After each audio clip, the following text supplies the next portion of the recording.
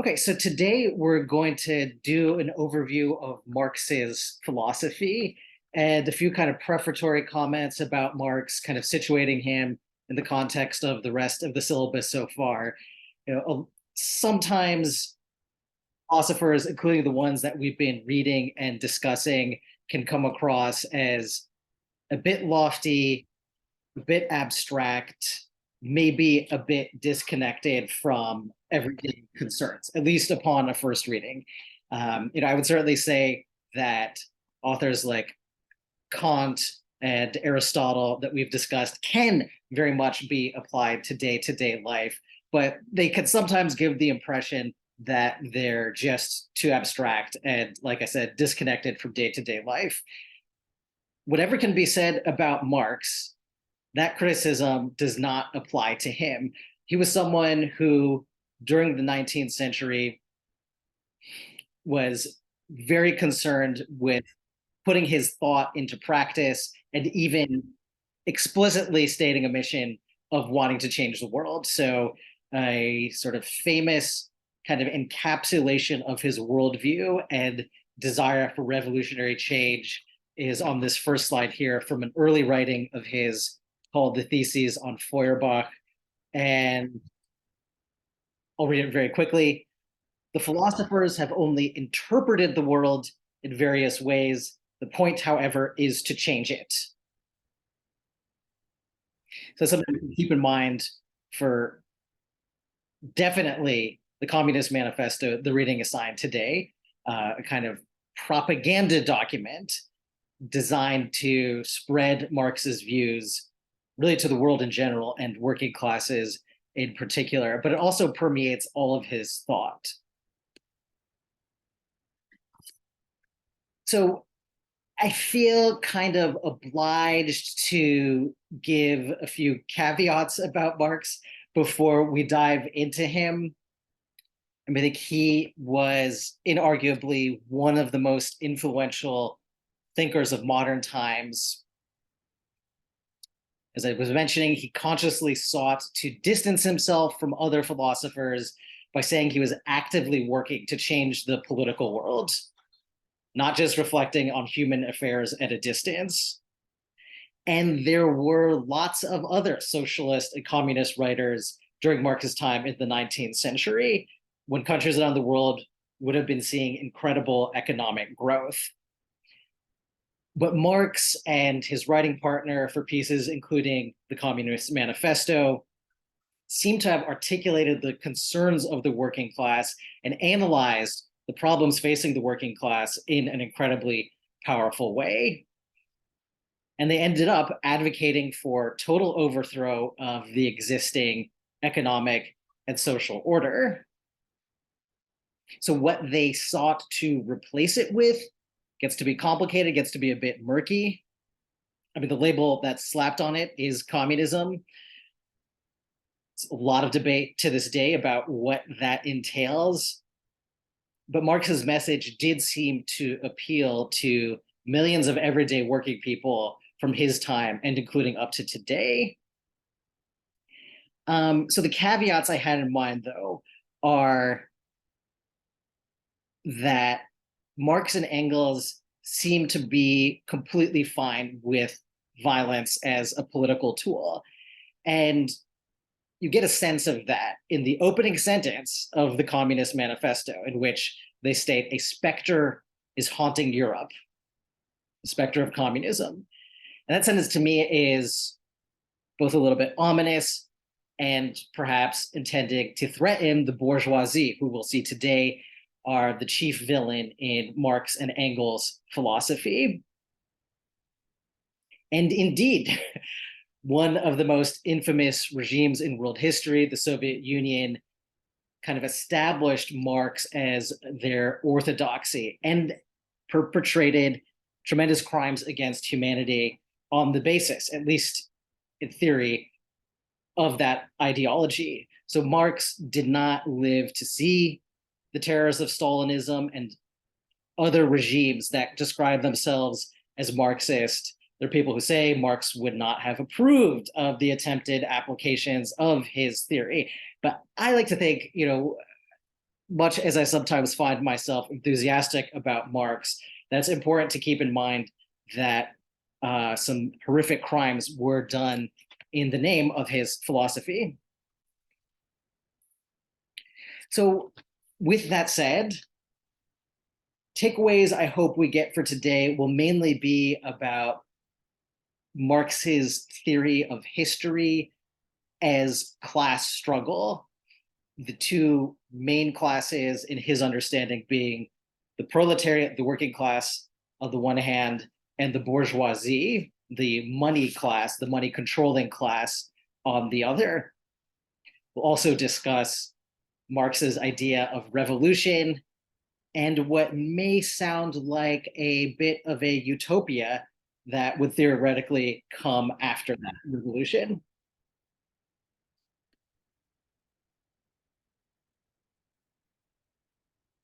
So to help get the ball rolling, would someone like to read, let's say, the first half of the passage on the right? That's near the beginning of the Communist Manifesto.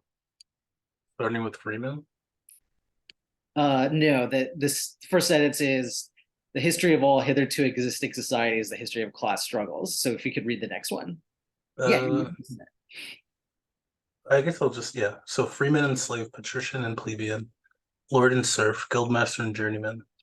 In a word, oppressor and oppressed, stood in constant opposition to one another, carried on an uninterrupted, now hidden, now open fight, a fight that each time ended either in a revolutionary reconstitution of society at large or in the common ruin of the contending classes.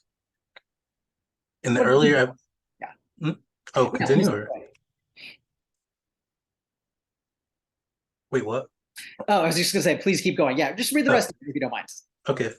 In the earlier epochs of history, we find almost everywhere a complicated arrangement of society into various orders, a manifold gradation of a social rank. In ancient Rome, we have patricians, knights, plebeians, slaves. In the Middle Ages, feudal lords, vassals, guildmasters, journeymen, apprentices, serfs. In almost all these classes, again, subordinate gradations. The modern bourgeois society that has sprouted from the ruin of a feudal society has not done away with class antagonisms.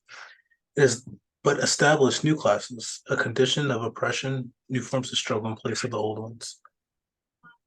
Okay, thank you very much, Alan. That's a very nice reading.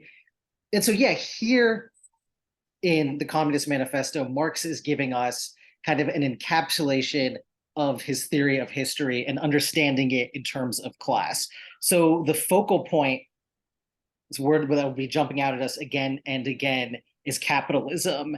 And that is the system of doing business, of trade, that of exchanging in commerce, lots of other things that has pretty much taken over Europe and is spreading all over the globe during Marx's day. So what we get a taste of here is a kind of view of all of human history in all places is divided into stages defined by capitalism or anchored in capitalism. So there's a pre-capitalist stage, a capitalist stage, and what Marx seems to hope will be a post-capitalist or communal stage in the future. And I think one very interesting aspect to Marx that makes him not just an economist and a historian, but also a very deep philosopher, is that each one of these stages, in a way, characterizes what it is like to be a human being at that stage.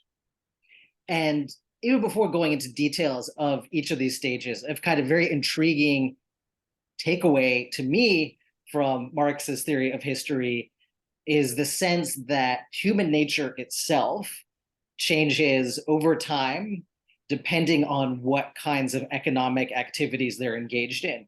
So, you could take a class at City College or anywhere else on microeconomics or macroeconomics, and I don't know, maybe if one of you has taken such a class, tell me what you go over in it. Might talk about the stock market, imports, exports, GDP, minimum wage, issues like that. They won't seem to necessarily say a lot about human nature.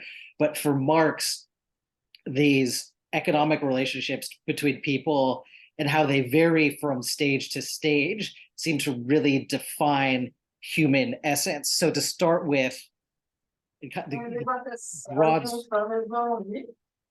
Okay, here's some sound, but I'm not sure if that's someone chiming in or just having a microphone on. Either way is cool. Okay, I'm going to keep going. So the kind of general sketch Marx gives here of pre-capitalist society, before modern industry takes off, are relations of freeman and slave, patrician and plebeian, lord and serf. And in those kinds of societies, it's not so much explicit in this text, but Marx commentator has characterized Marx's pre-capitalist society as a sort of self-sufficient organic whole, and there's a bond or kind of unity between a worker, in this case, the actual slave, the plebeian, the serf, the apprentice, and the product of their work. It's in capitalist society that that relationship profoundly changes, and in what Marx will depict as very horrific ways. So human beings in a capitalist society, a society dominated by capital. We'll talk in a moment about what capital is, according to Marx. But in that society, human beings start to attain personal independence, but the sort of bond that Marx considers crucial between worker and product of their labor has dissolved. That's because while human beings are independent, they end up selling the only thing they can, which is their labor power. So capital, according to Marx, controls the products of labor and alienates humans from their own labor, which is a major philosophical problem, according to Marx. And it's in the kind of last stage of history, in his philosophy of history, that he sees it as inevitable for capital's domination of labor to effectively cease, to be negated. Mechanization of work as this paradoxical effect of bringing about greater sociality between workers. When they recognize themselves in the product of their work, according to Marx, they will see themselves in the whole of society, understand the products of their labor are really theirs, and attain a sort of communal stage. So again, Marx argued that history was leading to, after generations of very exploitative relations between capital and labor, domination of laborers by the ones with capital, the kind of overthrow based on the idea that the conditions of his day could not be sustained.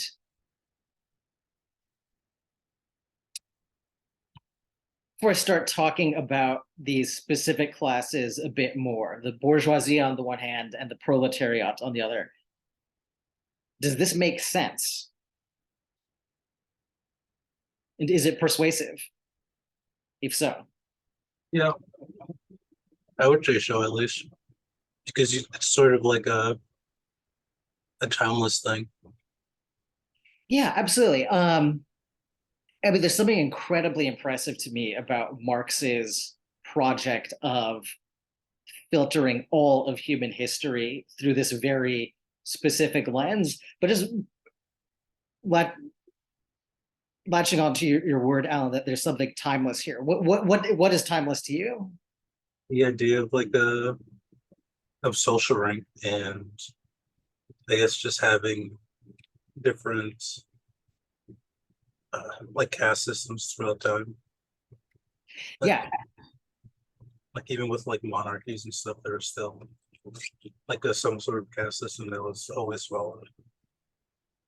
yeah, absolutely. It seems like an almost permanent, unavoidable part of the human condition that there be classes, higher, lower, rich, poor, exploiter, exploited, And yes, some of the other authors we've seen so far seem to have touched on a similar thing. I mean, we talked about Machiavelli. Machiavelli, very different from Marx, but Machiavelli depicted politics and seemingly human life in general as a kind of perpetual conflict.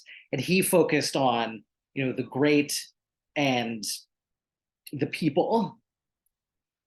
So I think there's some similarity, maybe even just a little bit, between Marx's understanding of class conflict and Machiavelli's understanding of all of nature and reality as a realm of conflict. But I think to me, the decisive difference between Marx and a Machiavellian kind of school of thought was that he did see kind of progress through stages of history, in which the later ones negate and in ways transform the previous ones, leading to a hypothetical end to class conflict, which, since the reading for today, the Communist Manifesto, was very much a propagandistic document intended to persuade people to do things like join their local communist party, take over their factory, et cetera, I think was part of the appeal that Marx was trying to drive home, that his philosophy could end this millennia-long stages of class conflict. So talking some more about who the main actors are in the capitalist stage, that intermediate stage between pre-capitalist society and a post-capitalist communal hypothetical future. So there were different classes prior to the capitalist stage, but it's in the capitalist stage that a group Marx calls the bourgeoisie becomes dominant, and the proletariat become the dominated. So, I mean, the words are similar enough to, I think, everyday usage even now. Can anyone tell the class, what do you associate with the term? Let's start with bourgeoisie. What does that mean to you?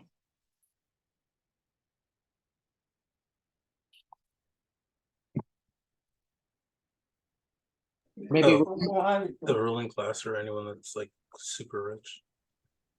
Yeah, I mean, I think according to Marx, it is definite that is the ruling class and the most powerful force in the world. He'll even state that the sort of institutions that we think of traditionally as being the dominant forces in society, political parties, religious institutions, for all their seeming difference between them, are in fact all agents of the bourgeoisie.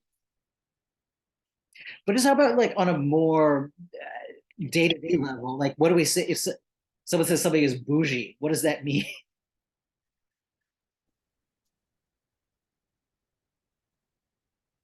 Like they give off this like a form of like self-importance. Come again? Like they're sort of like vain or like really self-important. Yeah, I think, yeah, in a social context, it's being pretentious, right?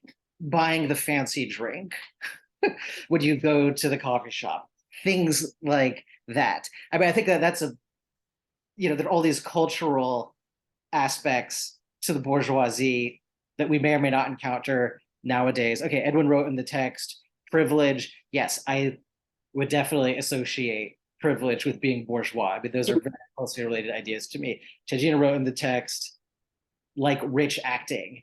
I mean, I would say that sounds right on a cultural level.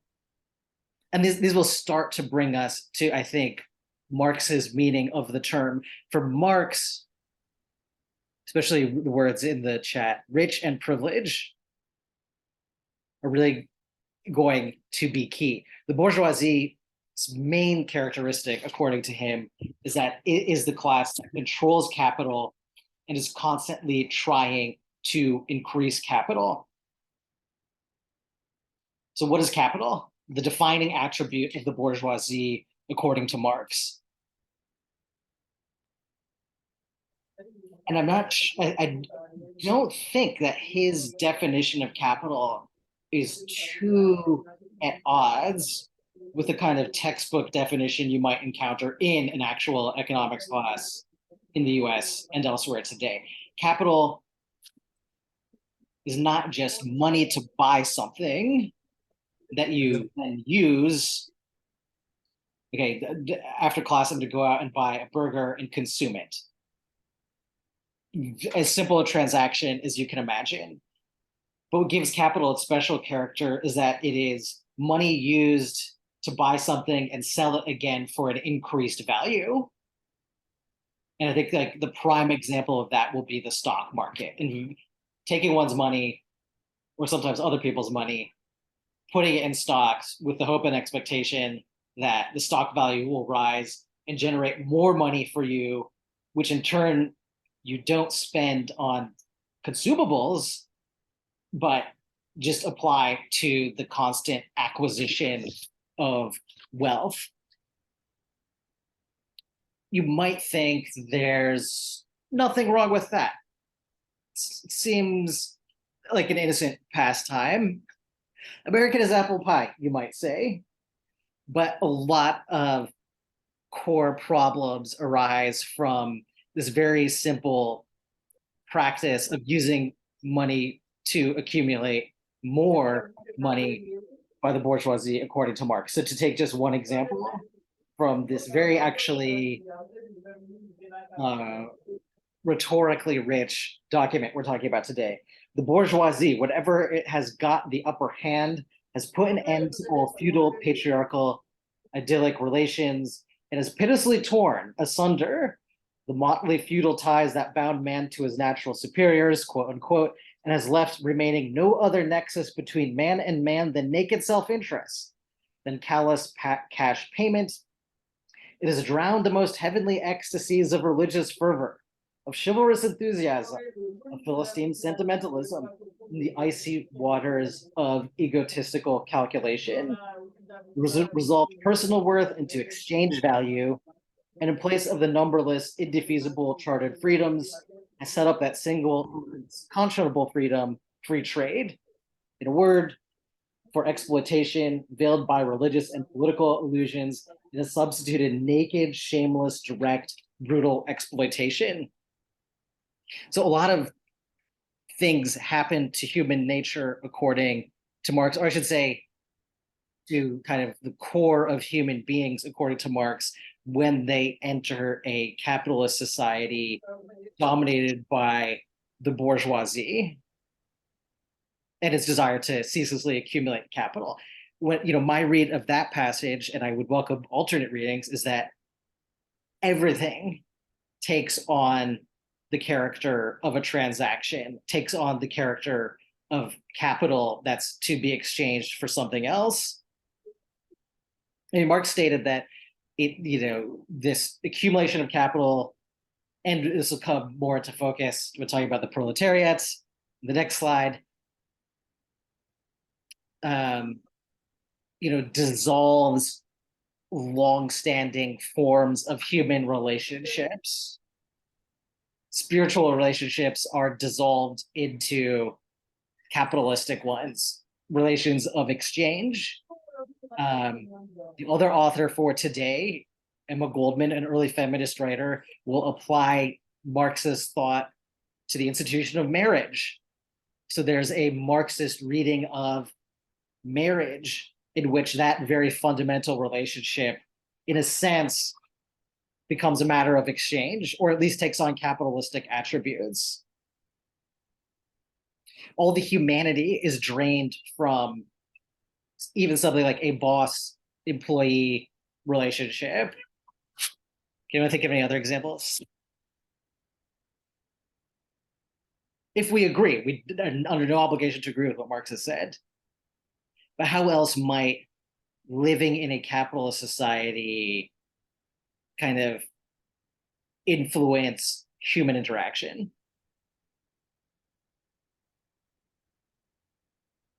I guess the one way I could think about it is if, like, when we see, I guess, like a person who's super rich, we might automatically assume that they're really smart. And most times, well, not, I would say most times a lot of it doesn't really come from them necessarily being smart, but either being born into wealth or just gaming the system a bit where they like are actually just can succeed just by being well off. Yeah, absolutely. I mean, I think that, I mean, that reminds me not so much of the Communist Manifesto, but a recent book that came out that is very much at least has a title that's a nod to Marx. It's called Capital in the 21st Century by an economist called Thomas Piketty, who writes, his main thesis is that the most important determinant of future wealth is no longer how much one works and saves, but how much one inherits, which I think, bring it back to your point, Alan, shows that, yeah, capitalism can, makes inherited wealth one of the most important, determinants of success and one's fundamental role in society, and can lead to things like, because that's not always straightforwardly clear, assumptions that, oh, this wealthy person must have got it through the sweat of their brow or due to their genius or what have you, when in fact there's this whole mechanism of capital that they're just a very small part of, be how I kind of interpret what you were saying. And I'll put the name of that book in the chat. It's not a short one, but if you ever have the time and inclination, it's called Capital in the 21st Century by Thomas Piketty. His name, I hope, the last name spelling might not be right off the top of my head.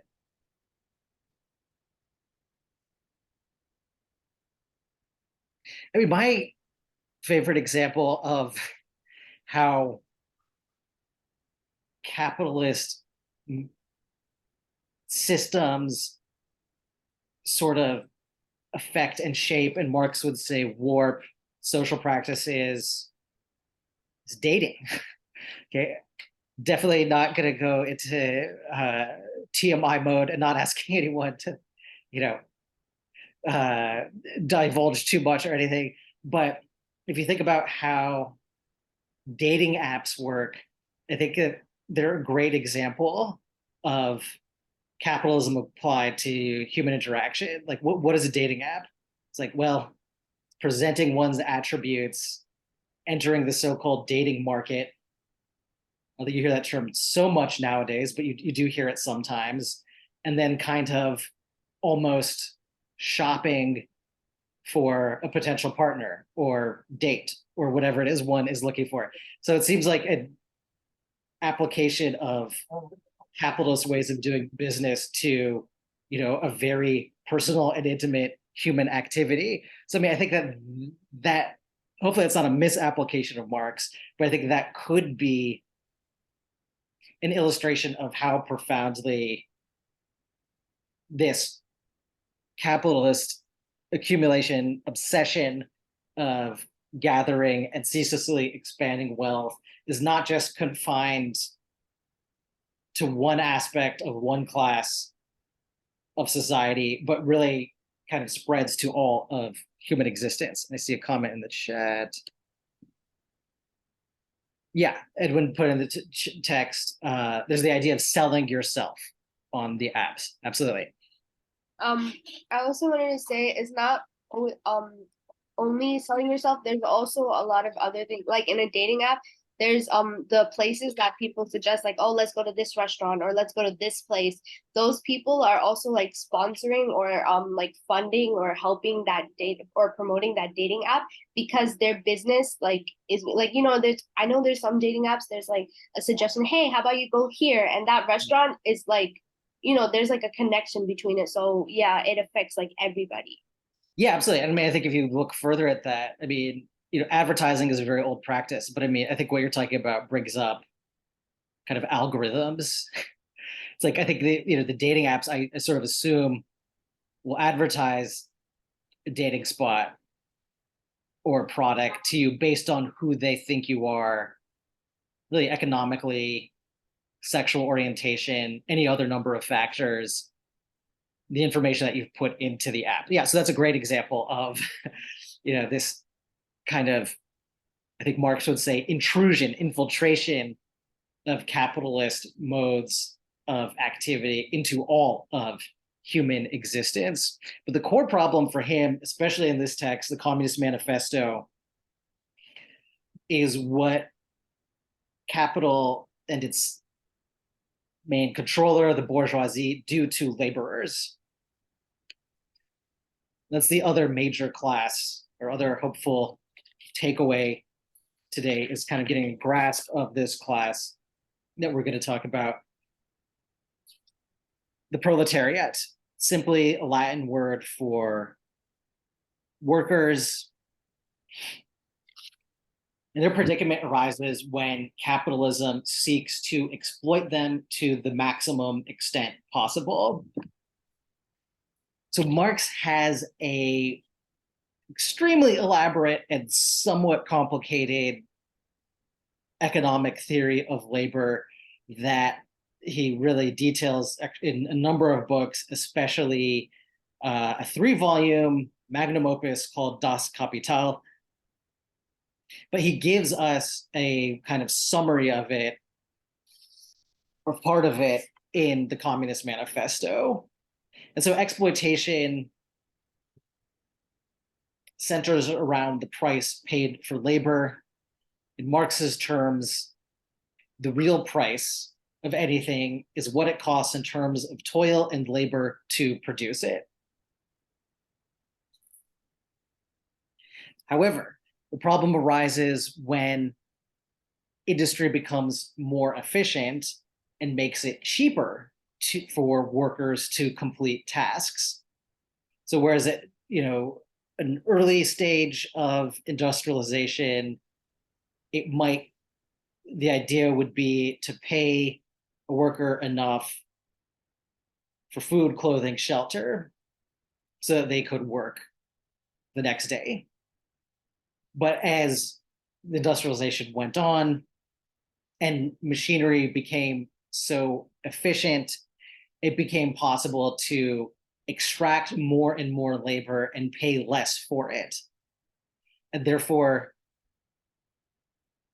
workers were left having to work longer and longer just to survive.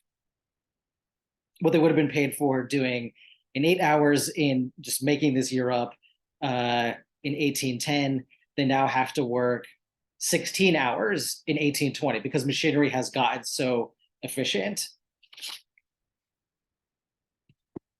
So that's like a very, I think, visceral way that capitalism, according to Marx, exploits laborers. And you had a chance to check out the reading, which I hope you did. He speaks at great length about just how miserable that system was. And I think, of that note, one thing to kind of keep in mind is, if maybe we're a bit skeptical about Marx's claims as to how horrible and exploitative capitalism is, he was writing at a period of massive industrialization and before there were any such thing as labor laws, protections against child labor, et cetera, et cetera.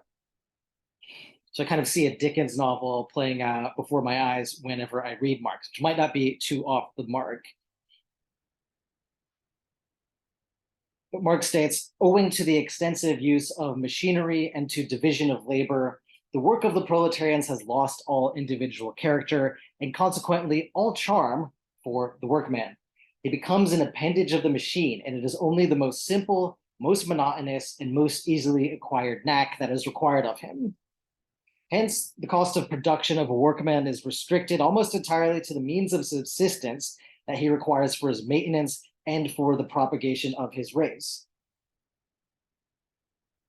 Modern industry has converted the little workshop of the patriarchal master into the great factory of the industrial capitalist. Masses of laborers crowded into the factory are organized like soldiers. As privates of the industrial army, they are placed under the command of a perfect hierarchy of officers and sergeants. Not only are they slaves of the bourgeois class and of the bourgeois state, they are daily and hourly enslaved by the machine, by the overlooker, and above all by the individual bourgeois manufacturer himself. more openly this despotism proclaims to gain to be its end and aim, the more petty, the more hateful, and the more embittering it is. So this is, Marx does not hold back from his criticism of how just ruinous capitalist conditions of his day were. But the problem, like I was going to say, goes deeper than that.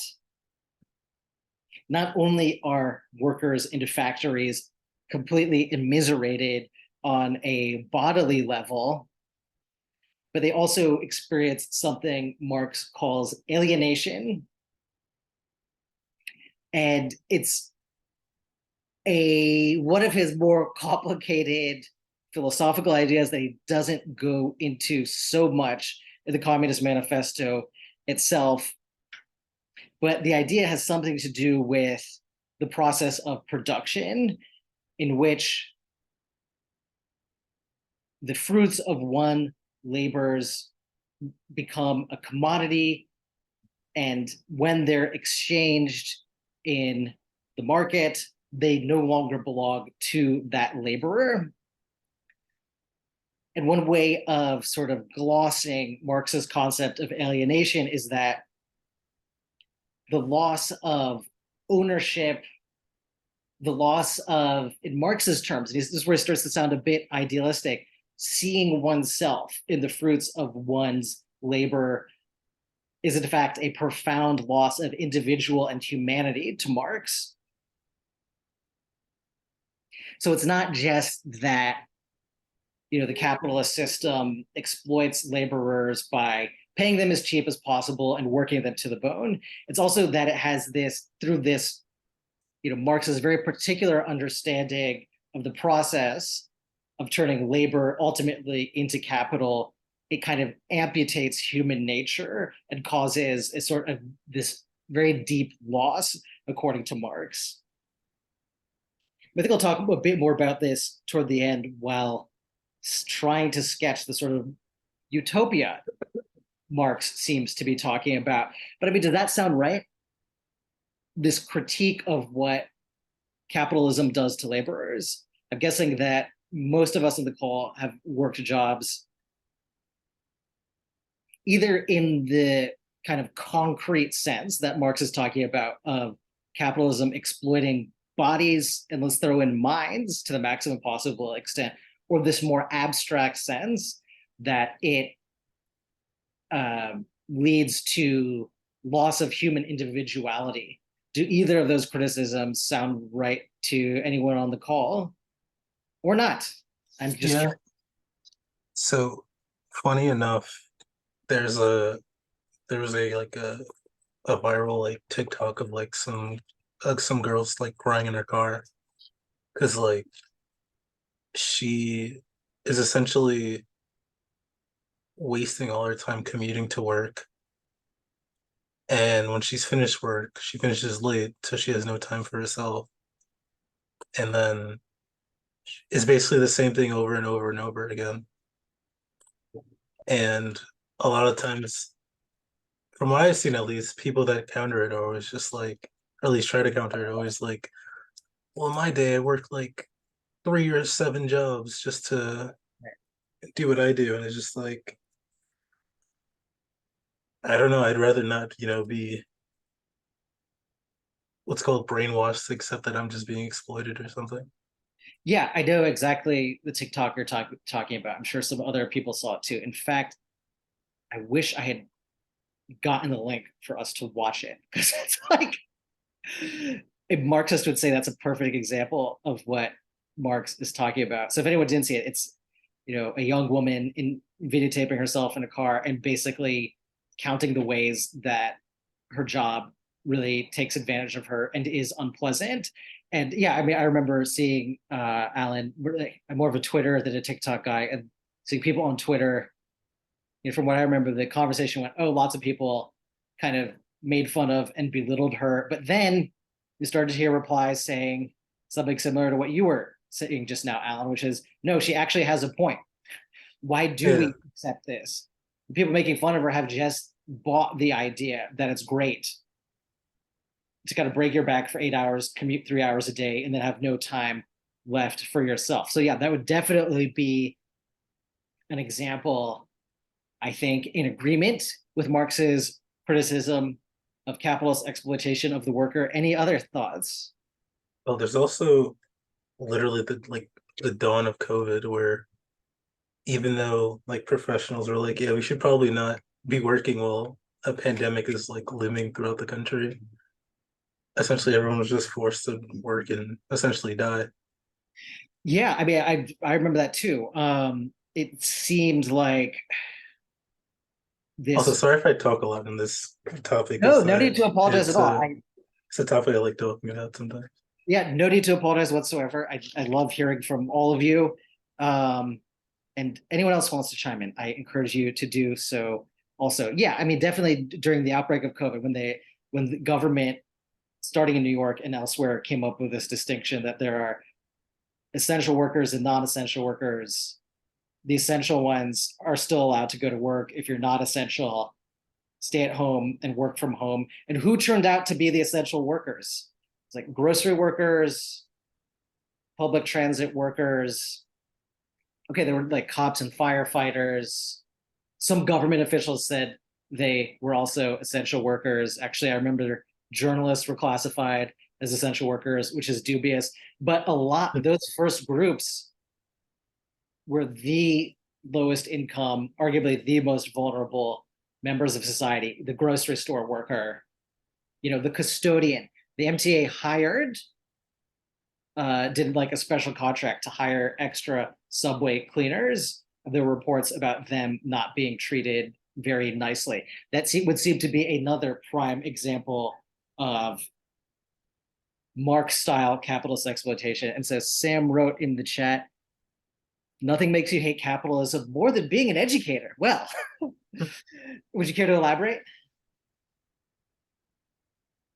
Yeah, I mean, I work as a preschool teacher, and safe to say, I think over the years I just learned to kind of hate my job. As much as I hate to admit it, it doesn't pay my bills, and it's really sad to go into work every day and to see exactly how the system works. I mean, like, I still get shit from my bosses for calling out, and I still have to worry about things like my hours and my salary and how much I make a year, and like things about like insurance and things like that. And it's just like, I'm an educator. I literally change people's lives, and I make like almost minimum wage. So it's kind of sickening. And then to kind of wake up and feel like you're part of the machine every day is really sick. As much as I wish I could forget about it, I just think when you realize that like even teachers can't live in a world that's free from it, you feel like nothing's free from it. You know what I mean? I feel like it used to be a huge passion project for me. I always felt like being a teacher was so special and it was inseparable from who I was as a person. But over the years, it's just like now that I'm like kind of settling into like, oh, right, this is just a job. Like as much as I love being a teacher, it's a job. A job is a job. And I think that's something that capitalism kind of imbues into every role that a person has. It's a job. And no matter what, at the end of the day, like it's just your job. That's what you get paid to do and nothing more. So I mean that's at least my personal experience of being an educator, and early childhood too. So I can't imagine like what high school teachers or middle school teachers are feeling right now. But I think the retention rate of teachers speaks for itself. I mean, I think it's like nationwide. There's like no teachers, but no one's doing anything to further incentivize teachers to go to school. They're not raising the wages. They're not giving us more time off. They're not lessening the burden at all. Like even things like coverage are very hard to come by in educating careers. So, I mean, I think that's just my general experience. It's just being like, this kind of sucks. And it's really disheartening. I work with really cute kids every day, but I still can't like forget the fact that it's like, this is a job and I'm getting paid to do it. And I still have to go home and do it all over again, you know? Yeah, absolutely. I mean, I think that's a really widespread. I mean, I've read loads of articles about this issue, and it's great to hear directly from you about your firsthand experience as an educator. Who, okay, maybe I'm biased because I also, I teach part-time. I think it's an invaluable role to society, and society would literally crumble tomorrow, right? If there were no preschool, grade school, college, etc. But somehow, as Sam, you're saying, and I think many other people have said, educators just are, barely paid enough to get by. Seems to be the status quo. That would be a prime example of what I think both what Marx is talking about here, and Sam, please remind me if I don't remember myself for the second half of class, when we talk about Emma Goldman, that reading raises what more recent Marx-inspired philosophers have called a crisis of care. And so just getting ahead of ourselves a little bit, the criticism of Marx since he died and became a canonical author is that he focused too much on material production and didn't talk at all about what's now called the care economy, which I think early childhood education would definitely be a part of. So we'll talk about it a little bit more in the context of Emma Goldman. But if you are an educator or someone else who cares for children, from a Marxist point of view, well, on Marxist terms, you'll experience exploitation of the proletariat, but in more recent contemporary terms, you'll also be part of what's been called this crisis of care, and how capitalism seems to be structured to really ignore the needs of those who provide education and care, is the best way I can paraphrase it. But we will come back to this point, Sam, hopefully. Okay, so where's all this heading, according to Marx? He seemed to think that this system of exploitation he was describing was unsustainable. Passing laws, enacting reforms were inadequate, according to Marx. And he was definitely familiar with social reformers during his day.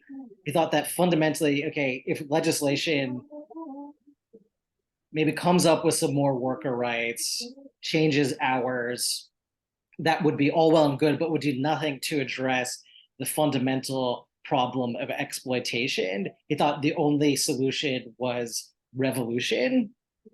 And it's interesting because there are different sort of interpretations of Marx on how confident he was in the inevitability of world revolution. Because usually, like, a very seemingly self-evident reply to Marx is when he states, workers of the world not only will, there's not only an exhortation that the Communist Manifesto ends on, workers of the world unite, but he seems to describe it as inevitable. And the easy rebuttal is, well, it was like 100 years ago, Marx, where's your revolution? Capitalism seems to have persevered. So more other interpretations of Marx state that he didn't think it was inevitable, that he did think society and history were products of individual actions, and what he was doing in the Communist Manifesto was truly propagandizing and kind of using a tone of inevitability, but really just trying to encourage workers to rise up. And what he thought would happen in that process was a kind of gaining of class consciousness. And that, when workers, were side by side in factories, kind of paradoxically, on the one hand, they would be massively exploited and alienated from their labor, but on the other, they would just be put into physical and kind of metaphysical contact with other workers and combine and become aware that for all the kind of illusions the capitalist system creates, according to Marx, and all the exploitation that happens, the workers would realize that they themselves were responsible for the fruit of their labor.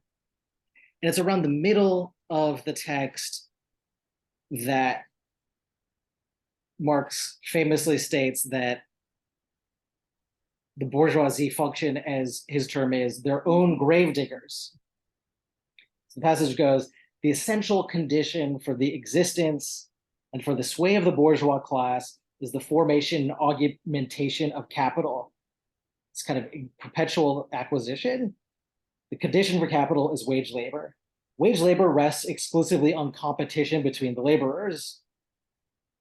The advance of industry, whose involuntary promoter is the bourgeoisie, replaces the isolation of the laborers due to competition. I need to restart that sentence. The advance of industry, whose involuntary promoter is the bourgeoisie, replaces the isolation of the laborers due to competition by the revolutionary combination due to association.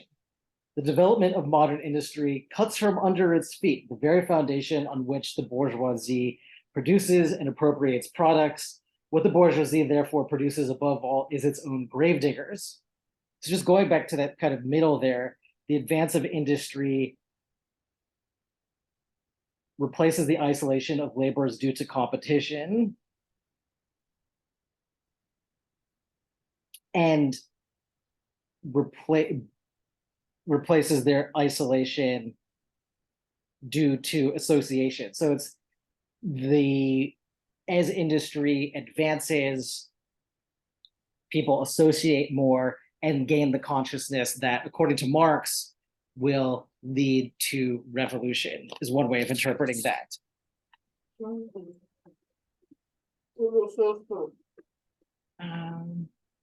So Marx is notoriously vague on the details of what exactly that revolution would be like and what would come afterwards. However, he does sketch the revolution and its goals in the Communist Manifesto and in other works. So before we take a break, I'll just go over some of those. If a revolution has happened against capitalism and its unwitting agent, the bourgeoisie, the core attribute of capitalism, private property, will be abolished. But Marx goes further than this. Not just private property would be abolished, but all of these other institutions that have been sort of warped by capital. So that to Marx means bourgeois religion, the bourgeois family are gone. He also, in other writings, seems to outline an ideal of freedom.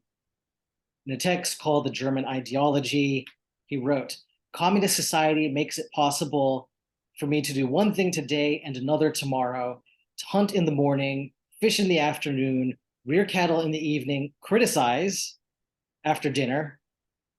Not sure exactly what that means. Maybe he means engage in philosophy.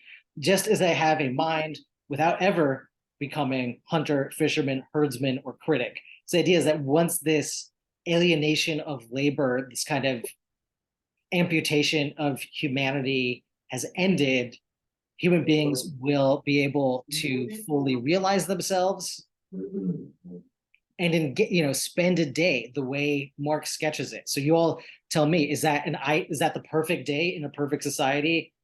Do one thing today and another tomorrow? And are there any downsides to that? And there are kind of reluctant to present these in slogan form, but I do think that, Marx was great at slogans for one thing, but they also do sort of encapsulate features of this society that he seems to be advancing. So in the last one, a celebrated goal of not just communism that Marx advocates for, communism with abolition of private property, but also socialist parties through the years have sought to establish a regime with the motto, to each according to his needs, from each according to his ability. The way I would spell that is, there's a society that provides everyone with what they require and also expects contributions from every individual based on their ability.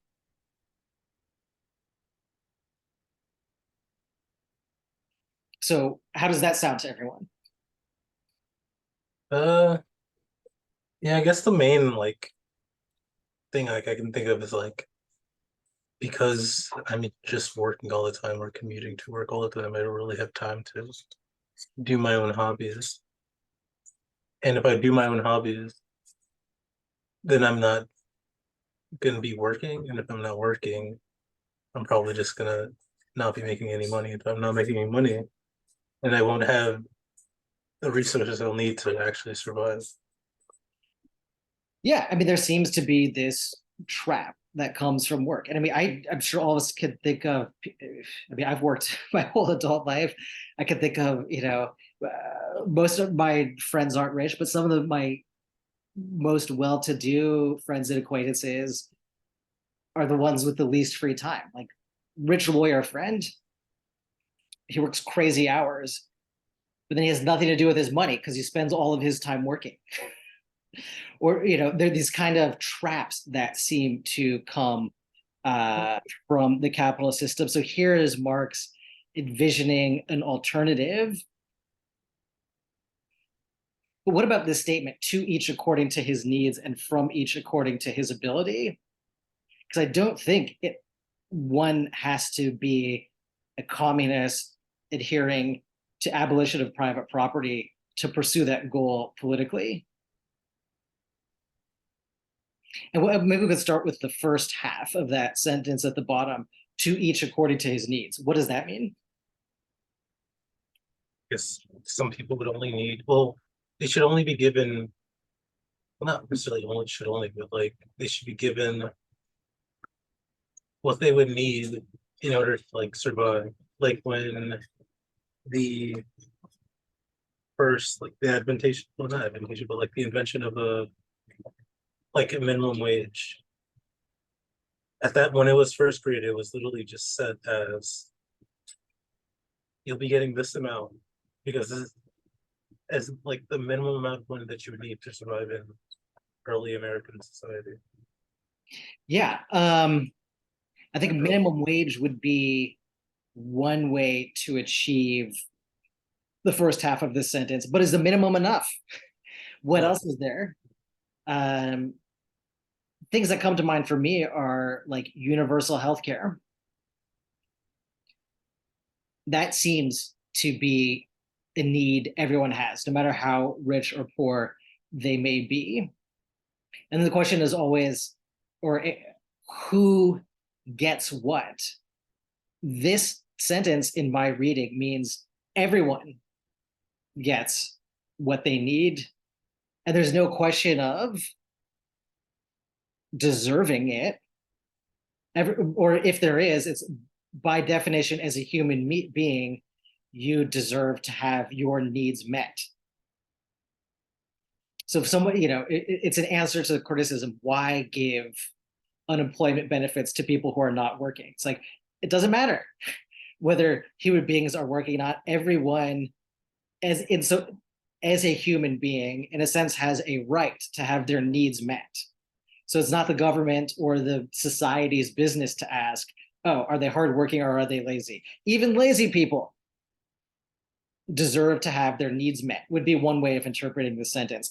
I think it's the second half of this sentence, from each according to his ability, that is especially novel and unique according to Marx. It seems like in his ideal society, he's envisioning not everyone having their needs taken care of, but also kind of contributing to the whole. And even if you have the capacity or the privilege not to work, there's still a not entirely explicit obligation to work and help other members of your society. So if we're going to entertain this socialist goal that Marx articulates, I think, like I was starting to say, it's easy enough to envision how you achieve the first half. There could be, universal healthcare, not just minimum wage, but maybe a universal basic income, the kind of buzzword from just a few years ago in political campaigns. But it's really the second part that to me is kind of conceptually more difficult, because if you live in a post-capitalist society where there's no money, how do you motivate everyone to make contributions to society according to their ability? Maybe part of the answer comes from a much celebrated sentence that does come from the reading today, the second to last one here. The free development of each is the condition for the free development of all. This is an assertion of Marx's communist philosophy that I don't think in this text he really spells out that much. My interpretation would be,